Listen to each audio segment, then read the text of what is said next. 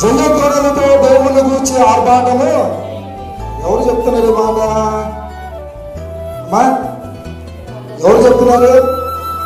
కోరహు కుమారుడు లేదా కోరహు ఏమని మాట్లాడుతున్నాడంటే కనుక సర్వ జనులారా.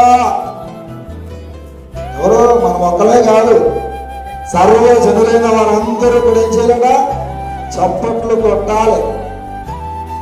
రెండవది జయధ్వనులతో దేవుని గురించి ఆర్భాటం. అదే హల్లెలూయా అంటే ఏటో చూద్దాం కదా పాస్టర్ గారు అల్లే చెప్తాను.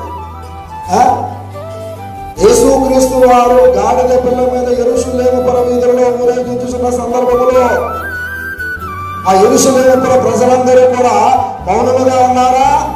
లేదే. మరి ఏమన్నారు?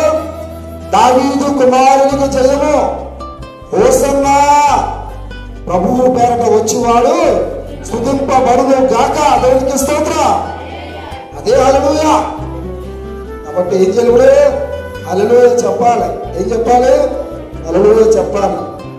కాబట్టి దేవుని యొక్క సన్నిధిలో, దేవుని సన్నిధిలోనికి వచ్చిన మనము మౌనముగా ఉండడం మాత్రం మంచిది కాదు. మౌనముగా ఉండకూడదు.